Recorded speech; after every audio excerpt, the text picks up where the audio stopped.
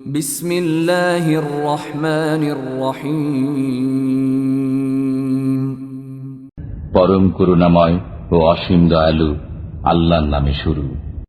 ألف لام را تلك آيات الكتاب الحكيم আলিফ লাম র, এগুলো হিকমতপূর্ণ কিতাবের আয়াত। أكان للناس عجبا أن أوحينا إلى رجل منهم أن أنذر الناس وبشر الذين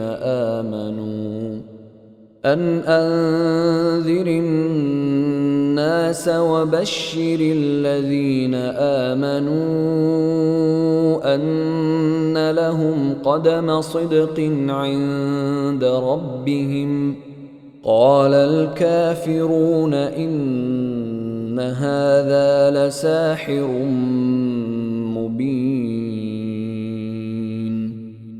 মানুষের কাছে কি আশ্চর্য লাগছে যে আমি ওহী পাঠিয়েছি তাদেরই মধ্য থেকে একজনের কাছে, যেন তিনি মানুষকে ভয়ের কথা শুনিয়ে দেন এবং সুসংবাদ শুনিয়ে দেন ঈমানদারদেরকে। তাদের জন্য সত্য মর্যাদা রয়েছে তাদের পরওয়ারদিগারের কাছে। কাফিররা বলতে লাগল, নিঃসন্দেহে এ লোক প্রকাশ্য জাদুকর। إن ربكم الله الذي خلق السماوات والأرض في 6 أيام ثم استوى على العرش يدبر الأمر ما من شفيع إلا من بعد إذنه ذلكم الله ربكم فاعبدوه أفلا تذكرون নিশ্চয়ই তোমাদের পালনকর্তা আল্লাহ, যিনি তৈরি করেছেন আসমান ও জমিনকে 6 দিনে, অতঃপর তিনি আরশের উপর অধিষ্ঠিত হয়েছেন। তিনি পরিচালনা করেন কাজের, কেউ সুপারিশ করতে পারবে না তবে তার অনুমতির পর। আল্লাহ হচ্ছেন তোমাদের পালনকর্তা, অতএব তোমরা তাঁরই ইবাদত করো। তোমরা কি কিছুই চিন্তা করো না? ইলাইহি মারজিউকুম জামিআ ওয়া'দাল্লাহি হাক্কান ইন্নাহু ইয়াবদাউল খালকা সুম্মা ইউঈদুহু লিয়াজজিয়াল্লাযীনা আমানু ওয়া আমিলুস সালিহাতি বিল কিসত والذين كفروا لهم شراب من حميم وعذاب أليم بما كانوا يكفرون তাঁর কাছে ফিরে যেতে হবে তোমাদের সবাইকে। আল্লাহর ওয়াদা সত্য, তিনি সৃষ্টি করেন প্রথমবার, পুনর্বার তৈরি করবেন তাদেরকে বদলা দেওয়ার জন্য, যারা ঈমান এনেছে এবং নেক কাজ করেছে ইনসাফের সাথে। আর যারা কাফির হয়েছে তাদের পান করতে হবে ফুটন্ত পানি এবং ভোগ করতে হবে যন্ত্রণাদায়ক আযাব, এজন্য যে তারা কুফরি করছিল। هو الذي جعل الشمس ضياء والقمر نورا وقدره منازل لتعلموا عدد السنين والحساب ما خلق الله ذلك إلا بالحق يفصل الآيات لقوم يعلمون তিনি সেই মহান সত্তা, যিনি বানিয়েছেন সূর্যকে চমকদার আর চন্দ্রকে আলো হিসেবে, এবং অতঃপর নির্ধারণ করেছেন এবং এর জন্য মঞ্জিল সমূহ, যাতে করে তোমরা চিনতে পারো বছরগুলোর সংখ্যা ও হিসাব। আল্লাহ পাক এই সমস্ত কিছু এমনি বানিয়ে দেননি, কিন্তু তদবিরের সাথে। তিনি প্রকাশ করেন লক্ষণ সমূহ সেই সমস্ত লোকদের জন্য যাদের জ্ঞান আছে। إن في اختلاف الليل والنهار وما خلق الله في السماوات والأرض لآيات لقوم يتقون নিশ্চয়ই রাত দিনের পরিবর্তনের মাঝে এবং যা কিছু তিনি সৃষ্টি করেছেন আসমান ও জমিনে সবই হল নিদর্শন সেসব লোকের জন্য যারা ভয় করে। ইন্নাল্লাযীনা লা ইয়ারজুনা লিকাআনা ওয়া রাদু বিল হায়াতিদ দুনিয়া ওয়া তামাআন্নু বিহা ওয়াল্লাযীনা হুম আন আয়াতিনা গাফিলুন। অবশ্যই যেসব লোক আমার সাক্ষাৎ লাভের আশা রাখে না এবং পার্থিব জীবন নিয়েই উৎফুল্ল রয়েছে তাতেই প্রশান্তি অনুভব করেছে এবং যারা আমার নিদর্শন সমূহ সম্পর্কে বেখবর, উলাইকা মাওয়াহুমুন নার বিমা কানু ইয়াকসিবুন। এমন লোকদের ঠিকানা হল আগুন সেসবের বদলা হিসাবে যা তারা অর্জন করেছিল। ইন্নাল্লাযীনা আমানু ওয়া আমিলুস সালিহাতি ইয়াহদিহিম রাব্বুহুম বিঈমানিহিম তাজরি মিন তাহতিহিমুল আনহারু ফি জান্নাতিন নাঈম। অবশ্য যেসব লোক ঈমান এনেছে এবং সৎ কাজ করেছে তাদেরকে হিদায়াত করবেন তাদের পালনকর্তা তাদের ঈমানের মাধ্যমে। তাদের তলদেশে প্রবাহিত হয় প্রস্রবণ সমূহ সুখময় কাননকুঞ্জে। দাওয়াহুম ফিহা সুবহানাকাল্লাহুম্মা ওয়া তাহিয়্যতুহুম ফিহা সালাম ওয়া আখিরু দাওয়াহুম আনিল হামদুলিল্লাহি রাব্বিল আলামিন। সেখানে তাদের প্রার্থনা হল, পবিত্র তোমার সত্তা হে আল্লাহ, আর শুভেচ্ছা হল সালাম, আর তাদের প্রার্থনার সমাপ্তি হয় সমস্ত প্রশংসা বিশ্বপালক আল্লাহর জন্য বলে। وَلَوْ يُعَجِّلُ اللَّهُ لِلنَّاسِ الشَّرَّ اسْتِعْجَالَهُم بِالْخَيْرِ لَقُضِيَ إِلَيْهِمْ أَجَلُهُمْ فَنَذَرُ الَّذِينَ لَا يَرْجُونَ لِقَاءَنَا فِي طُغْيَانِهِمْ يَعْمَهُونَ। আর যদি আল্লাহ তাআলা মানুষকে যথাশীঘ্র অকল্যাণ পৌঁছে দেন, যত শীঘ্র তারা কল্যাণ কামনা করে, তাহলে তাদের আশাই শেষ করে দিতে হতো। সুতরাং যাদের মনে আমার সাক্ষাতের আশা নেই, আমি তাদেরকে তাদের দুষ্টামিতে ব্যতিব্যস্ত ছেড়ে দিয়ে রাখি। وَإِذَا مَسَّ الْإِنسَانَ الضُّرُّ دَعَانَا لِجَنبِهِ أَوْ قَاعِدًا أَوْ قَائِمًا فَلَمَّا كَشَفْنَا عَنْهُ ضُرَّهُ مَرَّ كَأَن لَّمْ يَدْعُنَا إِلَى ضُرٍّ مَّسَّهُ كَذَلِكَ زُيِّنَ لِلْمُسْرِفِينَ مَا كَانُوا يَعْمَلُونَ। আর যখন মানুষ কষ্টের সম্মুখীন হয়, শুয়ে বসে দাঁড়িয়ে আমাকে ডাকতে থাকে, তারপর আমি যখন তা থেকে মুক্ত করে দেই, সে কষ্ট যখন চলে যায় তখন মনে হয় কখনো কোনো কষ্টের সম্মুখীন হয়ে যেন আমাকে ডাকেইনি। এমনি ভাবে মনোপুত হয়েছে নির্ভয় লোকদের যা তারা করেছে। وَلَقَدْ أَهْلَكْنَا الْقُرُونَ مِنْ قَبْلِكُمْ لَمَّا ظَلَمُوا وَجَاءَتْهُمْ رُسُلُهُم بِالْبَيِّنَاتِ وَمَا كَانُوا لِيُؤْمِنُوا كَذَلِكَ نَجْزِي الْقَوْمَ الْمُجْرِمِينَ। অবশ্য তোমাদের পূর্বে বহু দলকে ধ্বংস করে দিয়েছি, তখন তারা জালিম হয়ে গেছে। অথচ রসুল তাদের কাছেও এসব বিষয়ের প্রকৃষ্ট নির্দেশ নিয়ে এসেছিলেন, কিন্তু কিছুতেই তারা ঈমান আনল না। এমনি ভাবে আমি শাস্তি দিয়ে থাকি পাপী সম্প্রদায়কে। ثُمَّ جَعَلْنَاكُمْ خَلَائِفَ فِي الْأَرْضِ مِنْ بَعْدِهِمْ لِنَنْظُرَ كَيْفَ تَعْمَلُونَ। অতঃপর আমি তোমাদেরকে জমি নিয়ে তাদের পর প্রতিনিধি বানিয়েছি, যাতে দেখতে পারি তোমরা কি করো। وَإِذَا تُتْلَى عَلَيْهِمْ آيَاتُنَا بَيِّنَاتٍ قَالَ الَّذِينَ لَا يَرْجُونَ لِقَاءَنَا ائْتِ بِقُرْآنٍ غَيْرِ هَذَا أَوْ بَدِّلْهُ قُلْ مَا يَكُونُ لِي أَنْ أُبَدِّلَهُ مِنْ تِلْقَاءِ نَفْسِي إِنْ أَتَّبِعُ إِلَّا مَا يُوحَى إِلَيَّ إِنِّي أَخَافُ إِنْ عَصَيْتُ رَبِّي عَذَابَ يَوْمٍ عَظِيمٍ।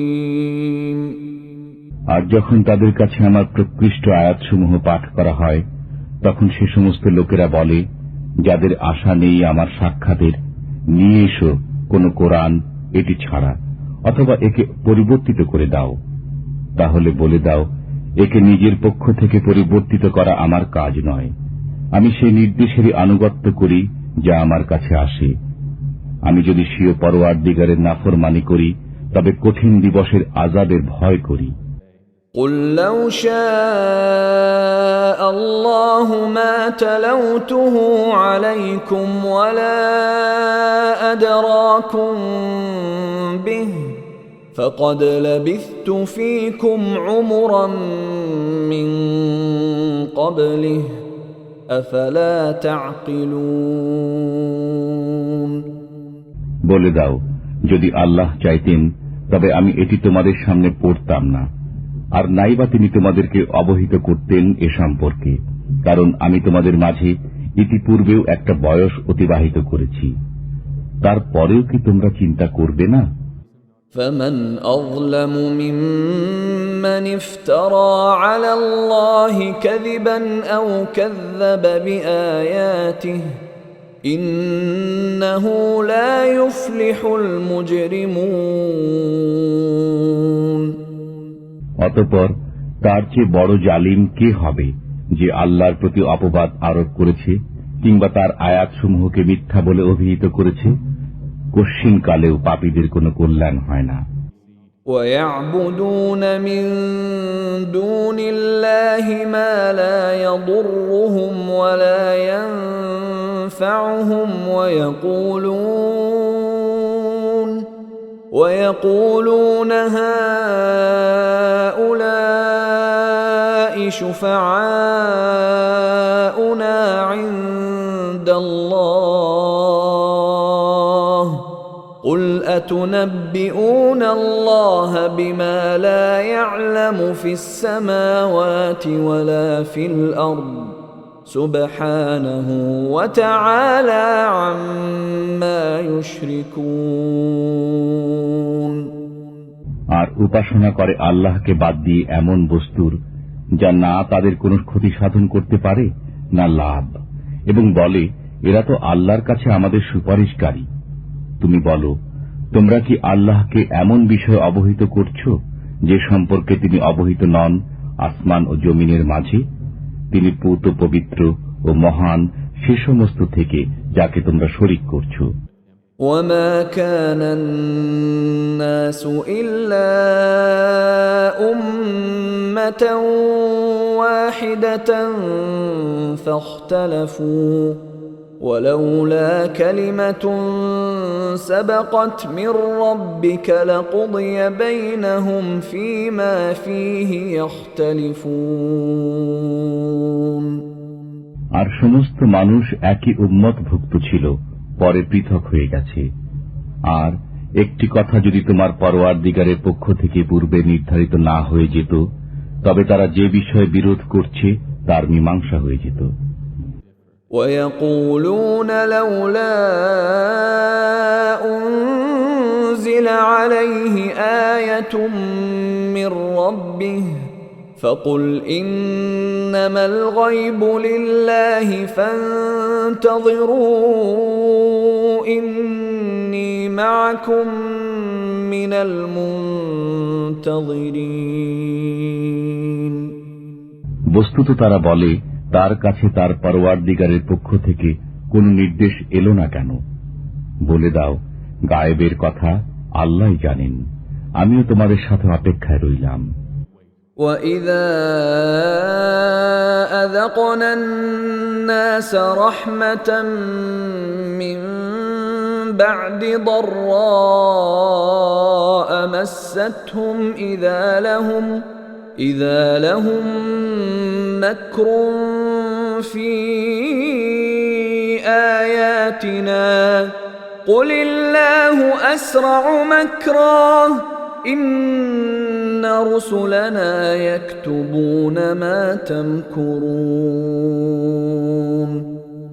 আর যখন আমি আস্বাদন করাই স্বীয় রহমত সে কষ্টের পর যা তাদের ভোগ করতে হয়েছিল, তখনই তারা আমার শক্তিমত্তার মাঝে নানা রকম ছলাকলা তৈরি করতে আরম্ভ করবে। আপনি বলে দিন, আল্লাহ সবচেয়ে দ্রুত কলাকৌশল তৈরি করতে পারেন। নিশ্চয়ই আমাদের ফেরেশতারা লিখে রাখে তোমাদের ছল চাতুরী। هو الذي يسيركم في البر والبحر حتى إذا كنتم في الفلك وجرين بهم بريح طيبة وفرحوا بها جاءتها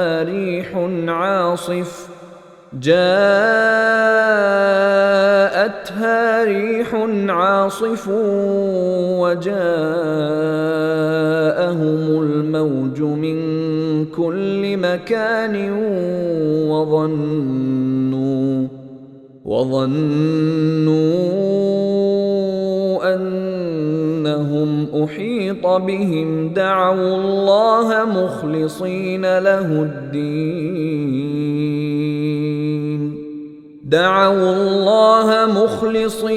له الدين لئن أنجيتنا من هذه لنكونن من الشاكرين।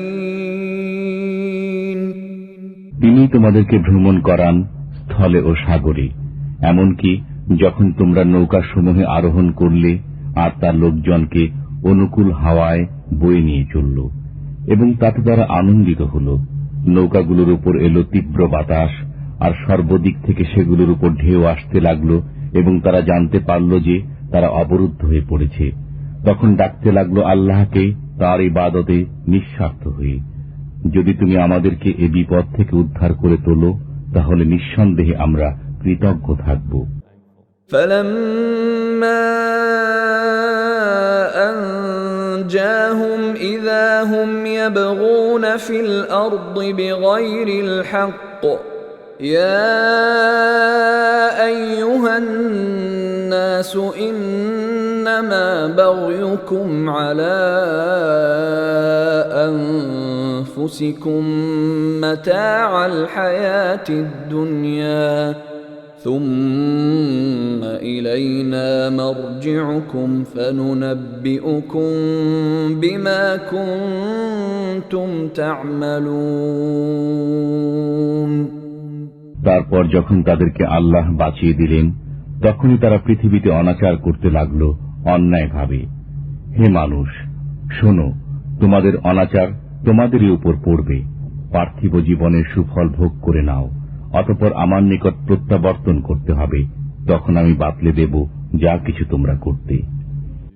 إنما مثل الحياة الدنيا كماء أنزلناه من السماء فاختلط به نبات الأرض مما يأكل الناس والأنعام حتى إذا أخذت الأرض زخرفها وزينت وظن أهلها أنهم قادرون عليها أتاها أمرنا ليلا أو نهارا فجعلناها حصيدا كأن لم تغن بالأمس كذلك نفصل الآيات لقوم يتفكرون পার্থিব জীবনের উদাহরণ তেমনি, যেমন আমি আসমান থেকে পানি বর্ষণ করলাম, পরে তা মিলিত সংমিশ্রিত হয়ে তা থেকে জমিনের শ্যামল উদ্ভিদ বেরিয়ে এলো, যা মানুষ ও জীবজন্তুরা খেয়ে থাকে। এমনকি জমিন যখন সৌন্দর্য সুসময় ভরে উঠল আর জমিনের অধিকর্তারা ভাবতে লাগলো এগুলো আমাদের হাতে আসবে, হঠাৎ করে তার উপর আমার নির্দেশ এলো রাত্রে কিংবা দিনে, তখন সেগুলোকে কেটে স্তূপাকার করে দিল, যেন কালো এখানে কোনো আবাদ ছিল না। এমনি ভাবে আমি খোলাখুলি বর্ণনা করে থাকি নিদর্শন সমূহ সে সমস্ত লোকদের জন্য যারা লক্ষ্য করে। ওয়াল্লাহু ইয়াদউ ইলা দারিস সালাম ওয়া ইয়াহদি মান ইয়াশাউ ইলা সিরাতিন মুস্তাকিম। আর আল্লাহ শান্তি নিরাপত্তার আলোয়ের প্রতি আহ্বান জানান এবং যাকে ইচ্ছা সরল পথ প্রদর্শন করেন। লিল্লাযীনা আহসানুল হুসনা ওয়া জিয়াদাহ ওয়ালা ইয়ারহাকু ওজুহাহুম কতরুন ওয়ালা যিল্লাহ উলাইকা আসহাবুল জান্নাহ হুম ফিহা খালিদুন। যারা সৎকর্ম করেছে তাদের জন্য রয়েছে কল্যাণ এবং তারও চেয়ে বেশি, আর তাদের মুখমণ্ডলকে আবৃত করবে না মলিনতা কিংবা অপমান। তারাই হল জান্নাতবাসী, এতে তারা বসবাস করতে থাকবে অনন্তকাল। والذين كسبوا السيئات جزاء سيئة بمثلها وترهقهم ذلة ما لهم من الله من عاصم كأنما أغشيت وجوههم قطعا من الليل مظلما أولئك أصحاب النار هم فيها خالدون। আর যারা সঞ্চয় করেছে অকল্যাণ ও অসৎ কর্মের বদলায়, সে পরিমাণ অপমান তাদের চেহারাকে আবৃত করে ফেলবে। কেউ নেই তাদেরকে বাঁচাতে পারে আল্লাহর হাত থেকে। তাদের মুখমণ্ডল যেন ঢেকে দেয়া হয়েছে আঁধার রাতের টুকরা দিয়ে। এরা হল দোজখবাসী, এরা এতেই থাকতে পারবে অনন্তকাল। وَيَوْمَ نَحْشُرُهُمْ جَمِيعًا ثُمَّ نَقُولُ لِلَّذِينَ أَشْرَكُوا مَكَانَكُمْ أَنْتُمْ وَشُرَكَاؤُكُمْ فَزَيَّلْنَا بَيْنَهُمْ وَقَالَ شُرَكَاؤُهُمْ مَا كُنْتُمْ إِيَّانَا تَعْبُدُونَ। আর যেদিন আমি তাদের সবাইকে সমবেত করব, আর যারা শিরক করত তাদেরকে বলবো, তোমরা এবং তোমাদের শরীকরা নিজ নিজ জায়গায় দাঁড়িয়ে যাও। অতঃপর তাদেরকে পারস্পরিক বিচ্ছিন্ন করে দেব। তখন তাদের শরীকরা বলবে, তোমরা তো আমাদের উপাসনা বন্দেগী করনি। فَكَفَى بِاللَّهِ شَهِيدًا بَيْنَنَا وَبَيْنَكُمْ إِن كُنَّا عَنْ عِبَادَتِكُمْ لَغَافِلِينَ। বস্তুত আল্লাহ আমাদের ও তোমাদের মাঝে সাক্ষী হিসেবে যথেষ্ট। আমরা তোমাদের বন্দেগী সম্পর্কে জানতাম না। هُنَالِكَ تَبْلُو كُلُّ نَفْسٍ مَا أَسْلَفَتْ وَرُدُّوا إِلَى اللَّهِ مَوْلَاهُمُ الْحَقِّ وَضَلَّ عَنْهُمْ مَا كَانُوا يَفْتَرُونَ।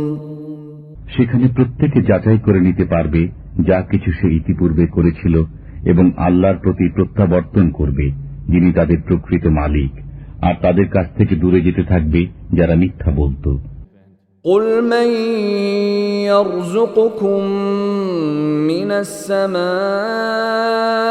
وَالْأَرْضِ أَمَّنْ يَمْلِكُ السَّمْعَ وَالْأَبْصَارَ وَمَنْ يُخْرِجُ الْحَيَّ مِنَ الْمَيِّتِ وَيُخْرِجُ الْمَيِّتَ مِنَ الْحَيِّ وَمَنْ يُدَبِّرُ الْأَمْرَ فَسَيَقُولُونَ اللَّهُ فَقُلْ أَفَلَا تَتَّقُونَ তুমি জিজ্ঞেস করো, কে রুজি দান করে তোমাদেরকে আসমান থেকে ও জমিন থেকে, কিংবা কে তোমাদের কান ও চোখের মালিক? তাছাড়া কে জীবিতকে মৃতের ভেতর থেকে বের করেন এবং কেই বা মৃতকে জীবিতের মধ্য থেকে বের করেন? কে করেন কর্ম সম্পাদনের ব্যবস্থাপনা? তখন তারা বলে উঠবে, আল্লাহ। তখন তুমি বলো, তারপরেও ভয় করছো না? فَذَلِكُمُ اللَّهُ رَبُّكُمُ الْحَقُّ فَمَاذَا بَعْدَ الْحَقِّ إِلَّا الضَّلَالُ فَأَنَّى تُصْرَفُونَ অতএব এ আল্লাহই তোমাদের প্রকৃত পালনকর্তা, আর সত্য প্রকাশের পরে উদ্ভ্রান্ত ঘোরার মাঝে কি রয়েছে গোমরাহি ছাড়া? সুতরাং কোথায় ঘুরছো? كَذَلِكَ حَقَّتْ كَلِمَةُ رَبِّكَ عَلَى الَّذِينَ فَسَقُوا أَنَّهُمْ لَا يُؤْمِنُونَ এমনিভাবে স্বপ্রমাণিত হয়ে গেছে তোমার পরওয়ারদিগারের বাণী সেসব নাফরমানের ব্যাপারে যে এরা ঈমান আনবে না। قُلْ هَلْ مِنْ شُرَكَائِكُمْ مَنْ يَبْدَأُ الْخَلْقَ ثُمَّ يُعِيدُهُ قُلِ اللَّهُ يَبْدَأُ الْخَلْقَ ثُمَّ يُعِيدُهُ فَأَنَّى تُؤْفَكُونَ বলো, আছে কি কেউ তোমাদের শরীকের মাঝে যে সৃষ্টিকে পয়দা করতে পারে এবং আবার জীবিত করতে পারে? বলো, আল্লাহই প্রথমবার সৃষ্টি করেন এবং অতঃপর তার পুনরুদ্ভব করবেন। অতএব কোথায় ঘুরপাক খাচ্ছ? قُلْ هَلْ مِنْ شُرَكَائِكُمْ مَنْ يَهْدِي إِلَى الْحَقِّ قُلِ اللَّهُ يَهْدِي لِلْحَقِّ أَفَمَنْ يَهْدِي إِلَى الْحَقِّ أَحَقُّ أَنْ يُتَّبَعَ أَمَّنْ لَا يَهِدِّي إِلَّا أَنْ يُهْدَى فَمَا لَكُمْ كَيْفَ تَحْكُمُونَ জিজ্ঞেস করো, আছে কি কেউ তোমাদের শরীকদের মধ্যে যে সত্য সঠিক পথ প্রদর্শন করবে? বলো, আল্লাহই সত্য সঠিক পথ প্রদর্শন করেন। সুতরাং এমন যে লোক সঠিক পথ দেখাবে তার কথা মান্য করা, কিংবা যে লোক নিজে নিজে পথ খুঁজে পায় না তাকে পথ দেখানো কর্তব্য। অতএব তোমাদের কি হলো? কেমন তোমাদের বিচার? وَمَا يَتَّبِعُ أَكْثَرُهُمْ إِلَّا ظَنًّا إِنَّ الظَّنَّ لَا يُغْنِي مِنَ الْحَقِّ شَيْئًا إِنَّ اللَّهَ عَلِيمٌ بِمَا يَفْعَلُونَ বস্তুত তাদের অধিকাংশই শুধু আন্দাজ অনুমানের উপর চলে, অথচ আন্দাজ অনুমান সত্যের বেলায় কোনো কাজেই আসে না। আল্লাহ ভালো করে জানেন তারা যা কিছু করে। وَمَا كَانَ هَذَا الْقُرْآنُ أَنْ يُفْتَرَى مِنْ دُونِ اللَّهِ وَلَكِنْ تَصْدِيقَ الَّذِي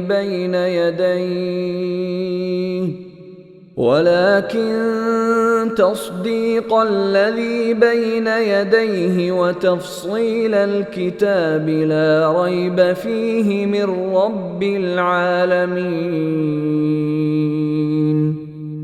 আর কোরআন সে জিনিস নয় যে আল্লাহ ব্যতীত কেউ তা বানিয়ে নেবে।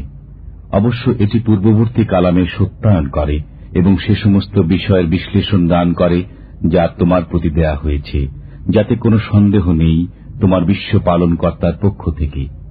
أم يقولون افتراه قل فأتوا بسورة مثله وادعوا من استطعتم من دون الله إن كنتم صادقين। মানুষ কি বলে যে এটি বানিয়ে এনেছ? বলে দাও, তোমরা নিয়ে এসো একটি সূরা আর ডেকে নাও যাদেরকে নিতে সক্ষম হও আল্লাহ ব্যতীত, যদি তোমরা সত্যবাদী হয়ে থাকো।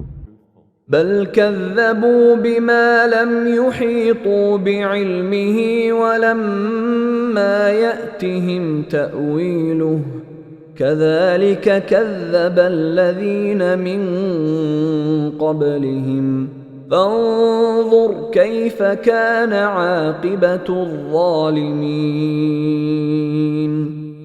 কিন্তু কথা হলো এই যে তারা মিথ্যা প্রতিপন্ন করতে আরম্ভ করেছে যাকে বুঝতে তারা অক্ষম, অথচ এখনো এর বিশ্লেষণ আসেনি। এমনি ভাবে মিথ্যা প্রতিপন্ন করেছে তাদের পূর্ববর্তীরা। অতএব লক্ষ্য করে দেখো কেমন হয়েছে পরিণতি। ومنهم من يؤمن به ومنهم من لا يؤمن به وربك أعلم بالمفسدين। আর তাদের মধ্যে কেউ কেউ কোরআনকে বিশ্বাস করবে এবং কেউ কেউ বিশ্বাস করবে না। বস্তুত তোমার পরওয়ারদিগার যথার্থই জানেন দুরাচারদেরকে। وإن كذبوك فقل لي عملي ولكم عملكم أنتم بريئون مما أعمل وأنا بريء مما تعملون। আর যদি তোমাকে মিথ্যা প্রতিপন্ন করে তবে বলো, আমার জন্য আমার কর্ম আর তোমাদের জন্য তোমাদের কর্ম। তোমাদের দায় দায়িত্ব নেই আমার কর্মের উপর এবং আমার দায় দায়িত্ব নেই তোমরা যা করো সেজন্য। ومنهم من يستمعون إليك أفأنت تسمع الصم ولو كانوا لا يعقلون। তাদের কেউ কেউ কান রাখে তোমাদের প্রতি, তুমি বধিরদেরকে কি শোনাবে যদি তাদের বিবেক বুদ্ধি না থাকে। ومنهم من ينظر إليك أفأنت تهدي العمي ولو كانوا لا يبصرون। আবার তাদের মধ্যে কেউ কেউ তোমাদের প্রতি দৃষ্টি নিবদ্ধ রাখে, তুমি অন্ধদেরকে কি পথ দেখাবে যদি তারা মোটেও দেখতে না পায়। إن الله لا يظلم الناس شيئا ولكن الناس أنفسهم يظلمون। আল্লাহ জুলুম করেন না মানুষের উপর, বরং মানুষ নিজেই নিজের উপর জুলুম করে। ويوم يحشرهم كأن لم يلبثوا إلا ساعة من النهار يتعارفون بينهم قد خسر الذين كذبوا بلقاء الله وما كانوا مهتدين। আর যেদিন তাদেরকে সমবেত করা হবে যেন তারা অবস্থান করেনি, তবে দিনের এক দণ্ড। একজন অপরজনকে চিনবে। নিঃসন্দেহে ক্ষতিগ্রস্ত হয়েছে যারা মিথ্যা প্রতিপন্ন করেছে আল্লাহর সাথে সাক্ষাৎকে এবং সরল পথে আসেনি। وَإِمَّا نُرِيَنَّكَ بَعْضَ الَّذِي نَعِدُهُمْ أَوْ نَتَوَفَّيَنَّكَ فإلينا مرجعهم ثم الله شهيد على ما يفعلون। আর যদি আমি দেখাই তোমাকে সেই ওয়াদা সমূহের মধ্য থেকে কোনো কিছু, যা আমি তাদের সাথে করেছি, অথবা তোমাকে মৃত্যু দান করি, যাই হোক আমার কাছেই তাদেরকে প্রত্যাবর্তন করতে হবে। বস্তুত আল্লাহ সে সমস্ত কর্মের সাক্ষী যা তারা করে।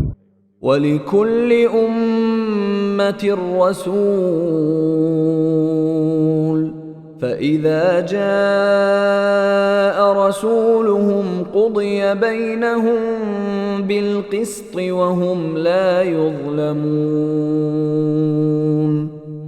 আর প্রত্যেক সম্প্রদায়ের এক একজন রসুল রয়েছে।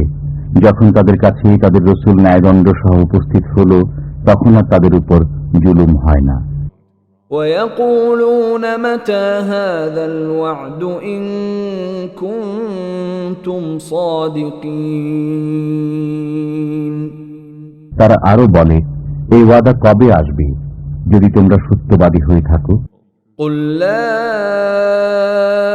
أَمْلِكُ لِنَفْسِي ضَرًّا وَلَا نَفْعًا إِلَّا مَا شَاءَ اللَّهُ لِكُلِّ أُمَّةٍ أَجَلٌ إِذَا جَاءَ أَجَلُهُمْ فَلَا يَسْتَأْخِرُونَ سَاعَةً وَلَا يَسْتَقْدِمُونَ। তুমি বলো, আমি আমার নিজের ক্ষতি কিংবা লাভেরও মালিক নই, কিন্তু আল্লাহ যা ইচ্ছা করেন। প্রত্যেক সম্প্রদায়ের জন্যই এক একটি ওয়াদা রয়েছে। যখন তাদের সে ওয়াদা এসে পৌঁছে যাবে, তখন না একদণ্ড পেছনে সরতে পারবে, না সামনে ফসকাতে পারবে। قُلْ أَرَأَيْتُمْ إِنْ أَتَاكُمْ عَذَابُهُ بَيَاتًا أَوْ نَهَارًا مَاذَا يَسْتَعْجِلُ مِنْهُ الْمُجْرِمُونَ। তুমি বলো, আচ্ছা দেখো তো দেখি, যদি তোমাদের উপর তার আযাব রাতারাতি অথবা দিনের বেলা এসে পৌঁছে যায়, তবে এর আগে পাপীরা কি করবে? ثُمَّ إِذَا مَا وَقَعَ آمَنْتُمْ بِهِ الْآنَ وَقَدْ كُنْتُمْ بِهِ تَسْتَعْجِلُونَ।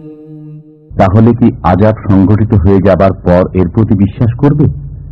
এখন স্বীকার করলে, অথচ তোমরা এরই তাগাদা করতে। ثُمَّ قِيلَ لِلَّذِينَ ظَلَمُوا ذُوقُوا عَذَابَ الْخُلْدِ هَلْ تُجْزَوْنَ إِلَّا بِمَا كُنتُمْ تَكْسِبُونَ। অতঃপর বলা হবে গুনাহগারদেরকে, ভোগ করতে থাকো অনন্ত আযাব, তোমরা যা কিছু করতে তার তাই প্রতিফল। وَيَسْتَنبِئُونَكَ أَحَقٌّ هُوَ قُلْ إِي وَرَبِّي إِنَّهُ لَحَقٌّ وَمَا أَنْتُمْ بِمُعْجِزِينَ। আর তোমার কাছে সংবাদ জিজ্ঞেস করে, এটা কি সত্য? বলে দাও, অবশ্যই আমার পরওয়ারদিগারের কসম, এটা সত্য, আর তোমরা পরিশ্রম তো করে দিতে পারবে না। وَلَوْ أَنَّ لِكُلِّ نَفْسٍ ظَلَمَتْ مَا فِي الْأَرْضِ لَافْتَدَتْ بِهِ وَأَسَرُّوا النَّدَامَةَ لَمَّا رَأَوُا الْعَذَابَ وَقُضِيَ بَيْنَهُم بِالْقِسْطِ وَهُمْ لَا يُظْلَمُونَ। বস্তুত যদি প্রত্যেক গুনাহগারের কাছে এত পরিমাণ থাকে যা আছে সমগ্র জমিনের মাঝে, আর অবশ্যই যদি সেগুলো নিজের মুক্তির বিনিময় দিতে চাইবে আর গোপনে গোপনে অনুতাপ করবে যখন আযাব দেখবে, বস্তুত তাদের জন্য সিদ্ধান্ত হবে ন্যায়সঙ্গত এবং তাদের উপর জুলুম হবে না। ألا إن لله ما في السماوات والأرض ألا إن وعد الله حق ولكن أكثرهم لا يعلمون। শুনে রাখো, যা কিছু রয়েছে আসমান সমূহে ও জমিনে সবই আল্লাহর। শুনে রাখো, আল্লাহর প্রতিশ্রুতি সত্য, তবে অনেকেই জানে না। هو يحيي ويميت وإليه ترجعون তিনি জীবন ও মরণ দান করেন এবং তাঁরই কাছে প্রত্যাবর্তন করতে হবে। يا أيها الناس قد جاءتكم موعظة من ربكم وشفاء لما في الصدور وهدى ورحمة للمؤمنين হে মানবকুল, তোমাদের কাছে উপদেশ বানিয়ে এসেছে তোমাদের পরওয়ারদিগারের পক্ষ থেকে, এবং অন্তরের রোগের নিরাময়, হেদায়েত ও রহমত মুসলমানদের জন্য। قل بفضل الله وبرحمته فبذلك فليفرحوا هو خير مما يجمعون বলো, আল্লাহর দয়া ও মেহেরবানিতে, সুতরাং এরই প্রতি তাদের সন্তুষ্ট থাকা উচিত। এটি উত্তম সে সমুদয় থেকে যা সঞ্চয় করছো। قل أرأيتم ما أنزل الله لكم من رزق فجعلتم منه حراما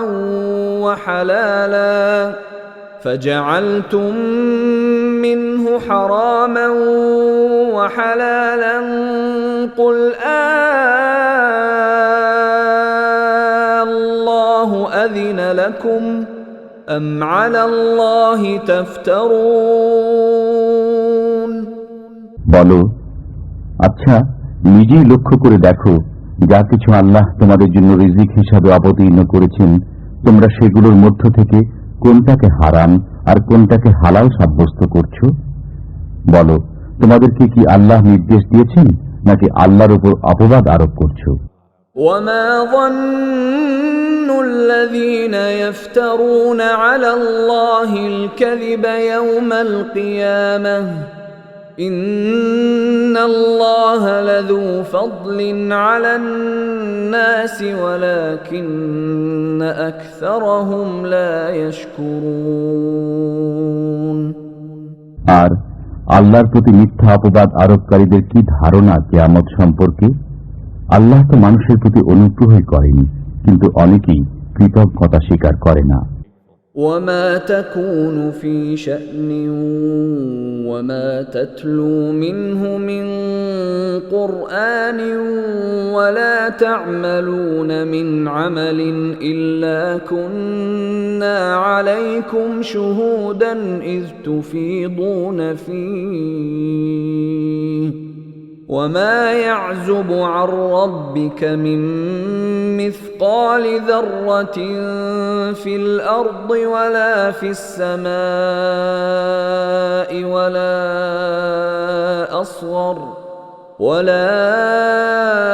أصغر من ذلك ولا أكبر إلا في كتاب مبين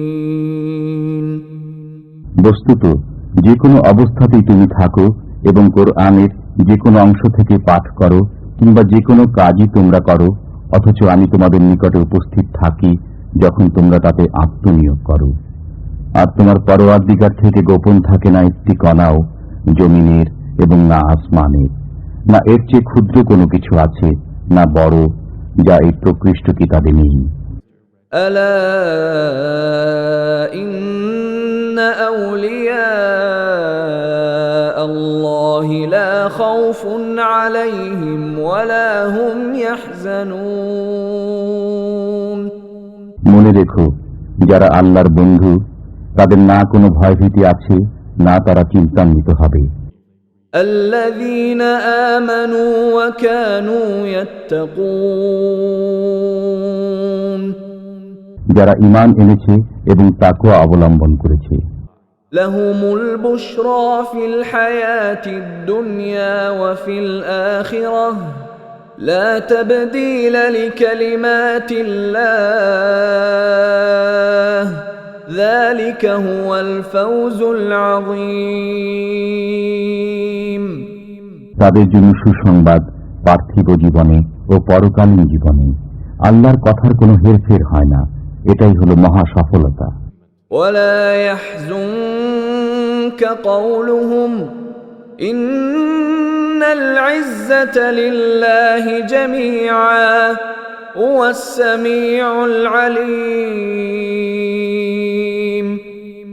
আর তাদের কথা দুঃখ নিও না, আসলে সমস্ত ক্ষমতা আল্লাহর, তিনি শ্রবণকারী, সর্বজ্ঞ।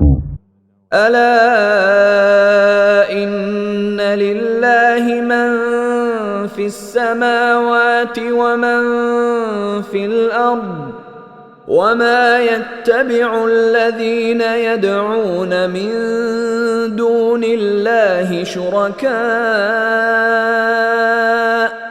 إن يتبعون إلا الظن وإن هم إلا يخرصون শুনছ, আসমান সমূহে ও জমিনে যা কিছু রয়েছে সবই আল্লাহর, আর এরা যারা আল্লাহকে বাদ দিয়ে শরীকদের উপাসনার পেছনে পড়ে আছে তা আসলে কিছুই নয়। এরা নিজেরই কল্পনার পেছনে পড়ে রয়েছে এবং এছাড়া আর কিছু নয় যে এরা বুদ্ধি খাটাচ্ছে। هو الذي جعل لكم الليل لتسكنوا فيه والنهار مبصرا إن في ذلك لآيات لقوم يسمعون তিনি তোমাদের জন্য তৈরি করেছেন রাত, যাতে করে তোমরা তাতে প্রশান্তি লাভ করতে পারো, আর দিন দিয়েছেন দর্শন করার জন্য। নিঃসন্দেহে এতে নিদর্শন রয়েছে সেসব লোকদের জন্য যারা শ্রবণ করে। قالوا اتخذ الله ولدا سبحانه هو الغني له ما في السماوات وما في الأرض إن عندكم من سلطان بهذا أتقولون على الله ما لا تعلمون তারা বলে, আল্লাহ পুত্র সাব্যস্ত করে নিয়েছেন। তিনি পবিত্র, তিনি অমুখাপেক্ষী, যা কিছু রয়েছে আসমান সমূহে ও জমিনে সবই তাঁর। তোমাদের কাছে তার কোনো সনদ নেই, কেন তোমরা আল্লাহর প্রতি মিথ্যারোপ করো যার কোনো সনদই তোমাদের কাছে নেই? قل إن الذين يفترون على الله الكذب لا يفلحون বলে দাও, যারা এরূপ করে তারা অব্যাহতি পায় না। متاع في الدنيا ثم إلينا مرجعهم ثم نذيقهم العذاب الشديد بما كانوا يكفرون পার্থিব জীবনে সামান্যই লাভ, অতঃপর আমার নিকট প্রত্যাবর্তন করতে হবে। তখন আমি তাদেরকে আস্বাদন করাবো কঠিন আযাব তাদেরই কৃত কুফরির বদলাতে। واتل عليهم نبأ نوح إذ قال لقومه يا قوم إن كان كبر عليكم مقامي وتذكيري بآيات الله فعلى الله توكلت فأجمعوا أمركم وشركاءكم ثم لا يكن أمركم عليكم غمة ثم قضوا إلي ولا تنظرون আর তাদেরকে শুনিয়ে দাও নূহের অবস্থা, যখন সে স্বীয় সম্প্রদায়কে বলল, হে আমার সম্প্রদায়, যদি তোমাদের মাঝে আমার অবস্থিতি এবং আল্লাহর আয়াতসমূহের মাধ্যমে নসিহত করা ভারী বলে মনে হয়ে থাকে, তবে আমি আল্লাহর উপর ভরসা করছি। এখন তোমরা সবাই মিলে নিজেদের কর্ম সাব্যস্ত করো এবং এতে তোমাদের শরীকদেরকেও সমবেত করে নাও, যাতে তোমাদের মাঝে নিজেদের কাজের ব্যাপারে কোনো সন্দেহ সংশয় না থাকে। অতঃপর আমার সম্পর্কে যা কিছু করার করে ফেলো এবং আমাকে অব্যাহতি দিও না। فإن توليتم فما سألتكم من أجر إن أجري إلا على الله وأمرت أن أكون من المسلمين।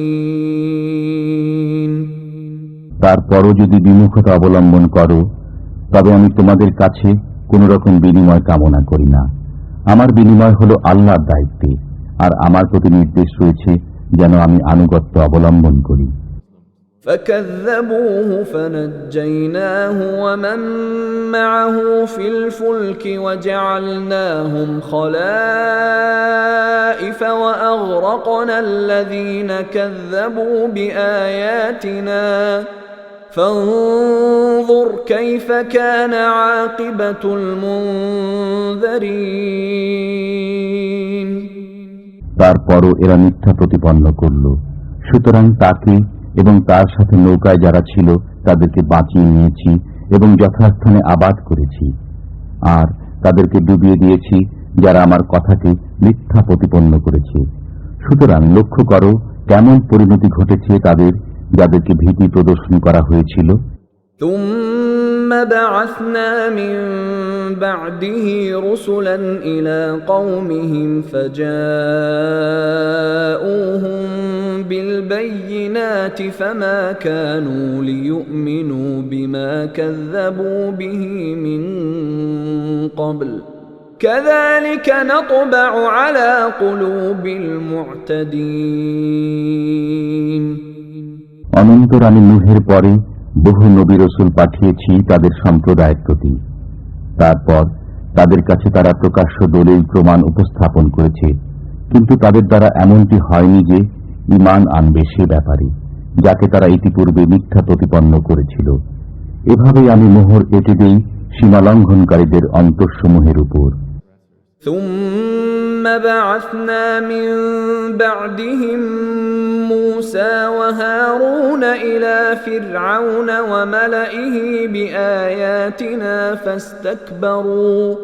فاستكبروا وكانوا قوما مجرمين। অতঃপর তাদের পেছনে পাঠিয়েছি আমি মূসা ও হারুনকে ফিরআউন ও তার সর্দারের প্রতি স্বীয় নির্দেশাবলী সহকারে, অথচ তারা অহংকার করতে আরম্ভ করেছে।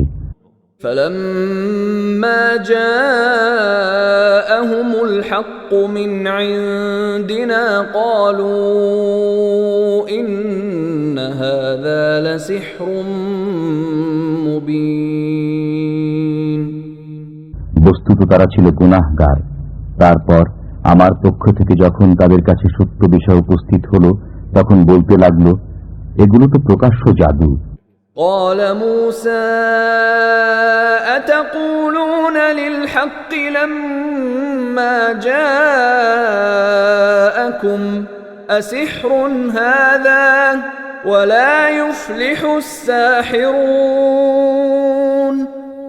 মূসা বলল, সত্যের ব্যাপারে একথা বলছো, তা তোমাদের কাছে পৌঁছার পর এ কি জাদু? অথচ যারা জাদুকর তারা সফল হতে পারে না। قالوا أجئتنا لتلفتنا عما وجدنا عليه آباءنا وتكون لكما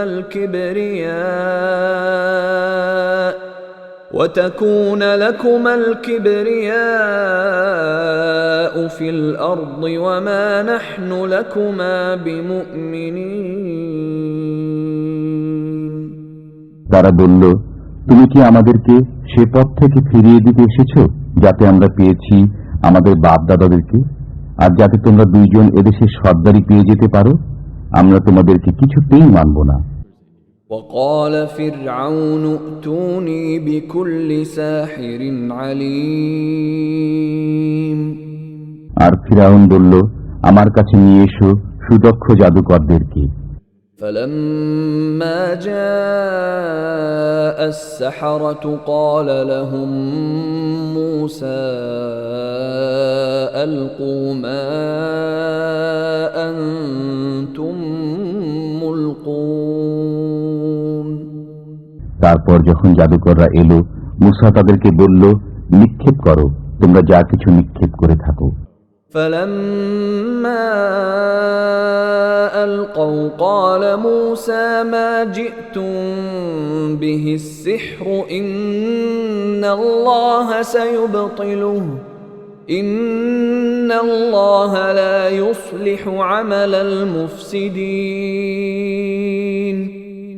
তারপর যখন তারা নিক্ষেপ করল, মুসা বলল, যা কিছু তোমরা এনেছো তা সবই জাদু, এবার আল্লাহ এসব ভণ্ডুল করে দিচ্ছেন। নিঃসন্দেহে আল্লাহ দুষ্কর্মীদের কর্মকে সুষ্ঠুতা দান করেন না। ويحق الله الحق بكلماته ولو كره المجرمون। আল্লাহ সত্যকে সত্যে পরিণত করেন স্বীয় নির্দেশে, যদিও পাপীদের তা মনোপুত নয়। فما آمن لموسى إلا ذرية من قومه على خوف من فرعون وملئهم أن يفتنهم وَإِنَّ فِرْعَوْنَ لَعَالٍ فِي الْأَرْضِ وَإِنَّهُ لَمِنَ الْمُسْرِفِينَ। আর কেউ ঈমান আনল না মুসার প্রতি তার কওমের কতিপয় বালক ছাড়া। ফিরাউন ও তার সর্দারে ভয়ে যে এরা না আবার কোনো বিপদে ফেলে দেয়। ফিরাউন যে সময় কর্তৃত্বের শিখরে আরোহণ করেছিল আর সে তার হাত ছেড়ে রেখেছিল। وقال موسى يا قوم إن كنتم آمنتم بالله فعليه توكلوا إن كنتم مسلمين। আর মুসা বলল, হে আমার সম্প্রদায়, তোমরা যদি আল্লাহর উপর ঈমান এনে থাকো তবে তারই উপর ভরসা করো, যদি তোমরা ফরমাবরদারও হয়ে থাকো। فقالوا على الله توكلنا ربنا لا تجعلنا فتنة للقوم الظالمين। তখন তারা বলল, আমরা আল্লাহর উপর ভরসা করেছি, হে আমাদের পালনকর্তা, আমাদের উপর এই জালিম কওমের শক্তি পরীক্ষা করিও না। ونجنا برحمتك من القوم الكافرين। আর আমাদেরকে অনুগ্রহ করে ছাড়িয়ে দাও এই কাফিরদের কবল থেকে। وأوحينا إلى موسى وأخيه أن تبوأ لقومكما بمصر بيوتا واجعلوا بيوتكم قبلة وأقيموا الصلاة وبشر المؤمنين। আর আমি নির্দেশ পাঠালাম মুসা এবং তার ভাইয়ের প্রতি যে তোমরা তোমাদের জাতির জন্য মিশরের মাটিতে বাসস্থান নির্ধারণ করো, আর তোমাদের ঘরগুলো বানাবে কেবলামুখী করে, এবং নামাজ কায়েম করো, আর যারা ঈমানদার তাদেরকে সুসংবাদ দান করো। وقال موسى ربنا إنك آتيت فرعون وملأه زينة وأموالا في الحياة الدنيا ربنا ليضلوا عن سبيلك ربنا اطمس على أموالهم واشدد على قلوبهم فلا يؤمنوا حتى يروا العذاب الأليم। মুসা বলল, হে আমার পরওয়ারদিগার, তুমি ফিরাউনকে এবং তার সর্দারদেরকে পার্থিব জীবনের আড়ম্বর দান করেছ এবং সম্পদ দান করেছ। হে আমার পরওয়ারদিগার, এজন্য যে তারা তোমার পথ থেকে বিপদগামী করবে। হে আমার পরওয়ারদিগার, তাদের ধন সম্পদ ধ্বংস করে দাও এবং তাদের অন্তরগুলোকে কঠোর করে দাও, যাতে করে তারা ততক্ষণ পর্যন্ত ঈমান না আনে যতক্ষণ না বেদনাদায়ক আযাব প্রত্যক্ষ করে নেয়। قال قد أجيبت دعوتكما فاستقيما ولا تتبعان سبيل الذين لا يعلمون বললেন, তোমাদের দোয়া মঞ্জুর হয়েছে, অতএব তোমরা দুজন অটল থাকো এবং তাদের পথে চলো না যারা অজ্ঞ। وجاوزنا ببني إسرائيل البحر فأتبعهم فرعون وجنوده بغيا وعدوا حتى إذا أدركه الغرق قال آمنت أنه لا إله إلا الذي آمنت به بنو إسرائيل وأنا من المسلمين আর বনী ইসরায়েলকে আমি পার করে দিয়েছি নদী, তারপর তাদের পশ্চাৎবাধন করেছে ফিরাউন ও তার সেনাবাহিনী দুরাচার ও বাড়াবাড়ির উদ্দেশ্যে। এমনকি যখন তারা ডুবতে আরম্ভ করল তখন বলল, এবার বিশ্বাস করে নিচ্ছি যে কোনো মাবুদ নেই তাকে ছাড়া, যার উপর ঈমান এনেছে বনী ইসরায়েলরা। বস্তুত আমিও তাঁরই অনুগতদের অন্তর্ভুক্ত। الآن وقد عصيت قبل وكنت من المفسدين এখনই কথা বলছো, অথচ তুমি ইতিপূর্বে নাফরমানি করেছিলে এবং পথভ্রষ্টদেরই অন্তর্ভুক্ত ছিলে।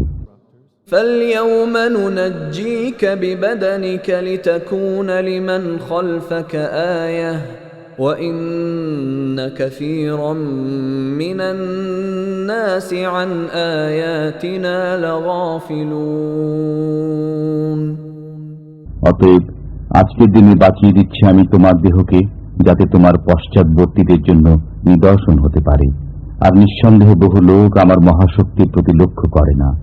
وَلَقَدْ بَوَّأْنَا بَنِي إِسْرَائِيلَ مُبَوَّأَ صِدْقٍ وَرَزَقْنَاهُم مِّنَ الطَّيِّبَاتِ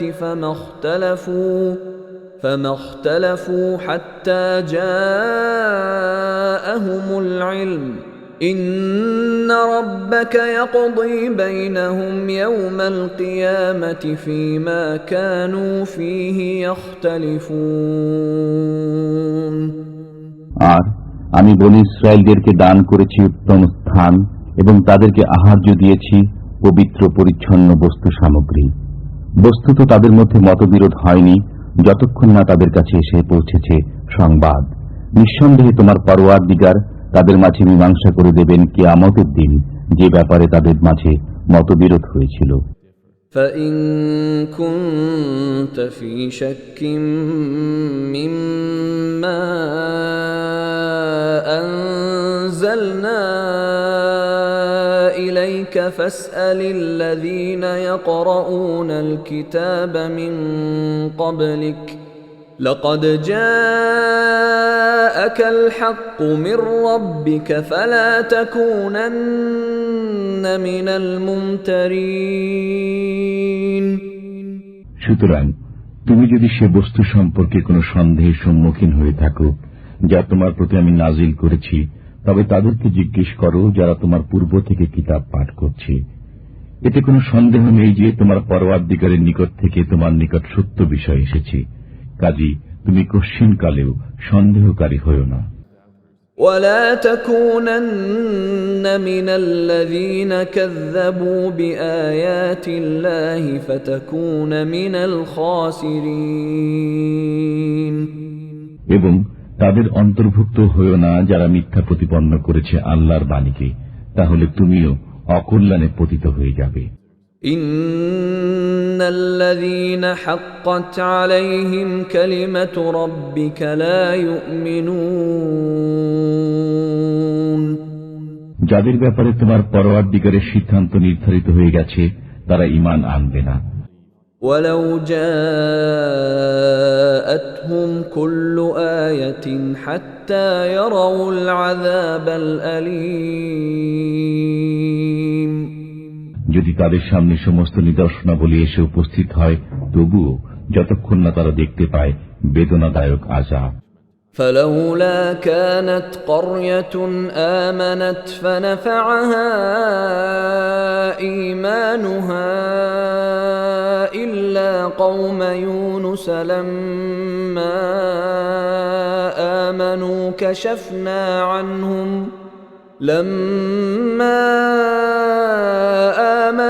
كشفنا عنهم عذاب الخزي في الحياة الدنيا ومتعناهم إلى حين সুতরাং কোন জনপদ কেন এমন হল না যা ঈমান এনেছে অতঃপর তার সেই ঈমান গ্রহণ হয়েছে কল্যাণকর? অবশ্য ইউনূসের সম্প্রদায়ের কথা আলাদা। তারা যখন ঈমান আনে তখন আমি তুলে নেই তাদের উপর থেকে অপমানজনক আযাব পার্থিব জীবনে এবং তাদেরকে কল্যাণ পৌঁছাই এক নির্ধারিত সময় পর্যন্ত। وَلَوْ شَاءَ رَبُّكَ لَآمَنَ مَن فِي الْأَرْضِ كُلُّهُمْ جَمِيعًا أَفَأَنْتَ تُكْرِهُ النَّاسَ حَتَّى يَكُونُوا مُؤْمِنِينَ আর তোমার পরওয়ারদিগার যদি চাইতেন তবে পৃথিবীর বুকে যারা রয়েছে তাদের সবাই ঈমান নিয়ে আসত সমবেতভাবে। তুমি কি মানুষের উপর জবরদস্তি করবে ঈমান আনার জন্য? وَمَا كَانَ لِنَفْسٍ أَن تُؤْمِنَ إِلَّا بِإِذْنِ اللَّهِ وَيَجْعَلُ الرِّجْسَ عَلَى الَّذِينَ لَا يَعْقِلُونَ আর কারো ঈমান আনা হতে পারে না যতক্ষণ না আল্লাহর হুকুম হয়। পক্ষান্তরে তিনি অপবিত্রতা আরোপ করেন যারা বুদ্ধি প্রয়োগ করে না তাদের উপর। قُلِ انظُرُوا مَاذَا فِي السَّمَاوَاتِ وَالْأَرْضِ وَمَا تُغْنِي الْآيَاتُ وَالنُّذُرُ عَن قَوْمٍ لَّا يُؤْمِنُونَ তাহলে আপনি বলে দিন, চেয়ে দেখো তো আসমানসমূহে ও জমিনে কি রয়েছে, আর কোন নিদর্শন এবং কোন ভীতি প্রদর্শনী কোন কাজে আসে না সেসব লোকের জন্য যারা মান্য করে না। فَهَلْ يَنتَظِرُونَ إِلَّا مِثْلَ أَيَّامِ الَّذِينَ خَلَوْا مِن قَبْلِهِمْ قُلْ فَانتَظِرُوا إِنِّي مَعَكُم مِّنَ الْمُنتَظِرِينَ সুতরাং এখন আর এমন কিছু নেই যার অপেক্ষা করবে, কিন্তু সেসব দিনের মতোই দিন যা অতীত হয়ে গেছে এর পূর্বে। আপনি বলুন, এখন পথ দেখো, আমিও তোমাদের সাথে পথ চেয়ে রইলাম। ثُمَّ نُنَجِّي رُسُلَنَا وَالَّذِينَ آمَنُوا كَذَلِكَ حَقًّا عَلَيْنَا نُنْجِي الْمُؤْمِنِينَ অতঃপর আমি বাঁচিয়ে নেই নিজের রাসূলগণকে এবং তাদেরকে যারা ঈমান এনেছে এমনি ভাবে। ঈমানদারদের বাঁচিয়ে নেয়া আমার দায়িত্ব বটে। قُلْ يَا أَيُّهَا النَّاسُ إِن كُنتُمْ فِي شَكٍّ مِّن دِينِي فَلَا أَعْبُدُ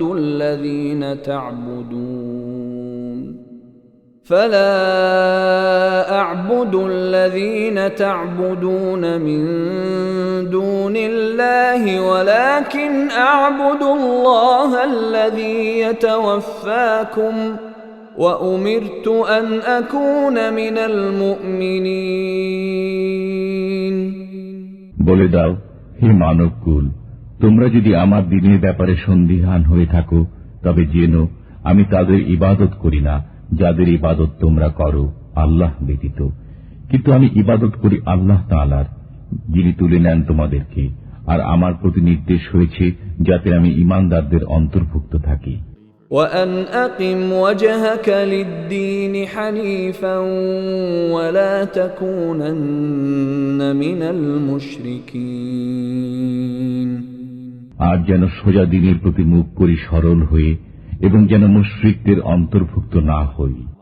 ولا تدع من دون الله ما لا ينفعك ولا يضرك فإن فعلت فإنك إذا من الظالمين আর নির্দেশ হয়েছে আল্লাহ ব্যতীত এমন কাউকে ডাকবে না যে তোমার ভালো করবে না মন্দও করবে না। বস্তুত তুমি যদি এমন কাজ করো তাহলে তখন তুমিও জালিমদের অন্তর্ভুক্ত হয়ে যাবে। وَإِن يَمْسَسْكَ اللَّهُ بِضُرٍّ فَلَا كَاشِفَ لَهُ إِلَّا هُوَ وَإِن يُرِدْكَ بِخَيْرٍ فَلَا رَادَّ لِفَضْلِهِ يُصِيبُ بِهِ مَن يَشَاءُ مِنْ عِبَادِهِ وَهُوَ الْغَفُورُ الرَّحِيمُ আর আল্লাহ যদি তোমার উপর কোনো কষ্ট আরোপ করেন তাহলে কেউ নেই তা খণ্ডাবার মতো তাকে ছাড়া। পক্ষান্তরে যদি তিনি কিছু কল্যাণ দান করেন তবে তার মেহেরবানীকে রহিত করার মতো কেউ নেই। তিনি যার প্রতি অনুগ্রহ দান করতে চান স্বীয় বান্দাদের মধ্যে তাকেই দান করেন। বস্তুত তিনিই ক্ষমাশীল দয়ালু। قُلْ يَا أَيُّهَا النَّاسُ قَدْ جَاءَكُمُ الْحَقُّ مِنْ رَبِّكُمْ فَمَنِ اهْتَدَى فَإِنَّمَا يَهْتَدِي لِنَفْسِهِ وَمَنْ ضَلَّ فَإِنَّمَا يَضِلُّ عَلَيْهَا وَمَا أَنَا عَلَيْكُمْ بِوَكِيلٍ বলে দাও, হে মানবকুল, সত্য তোমাদের কাছে পৌঁছে গেছে তোমাদের পরওয়ারদিগারের তরফ থেকে। এমন যে কেউ পথে আসে সে পথপ্রাপ্ত হয় স্বীয় মঙ্গলের জন্য, আর যে বিভ্রান্ত ঘুরতে থাকে সে স্বীয় অমঙ্গলের জন্য বিভ্রান্ত অবস্থায় ঘুরতে থাকবে। অনন্তর আমি তোমাদের উপর অধিকারী নই। واتبع ما يوحى إليك واصبر حتى يحكم الله وهو خير الحاكمين আর তুমি চলো সে অনুযায়ী যেমন নির্দেশ আসে তোমার প্রতি এবং সবর করো যতক্ষণ না ফয়সালা করেন আল্লাহ। বস্তুত তিনি হচ্ছেন সর্বোত্তম ফয়সালাকারী।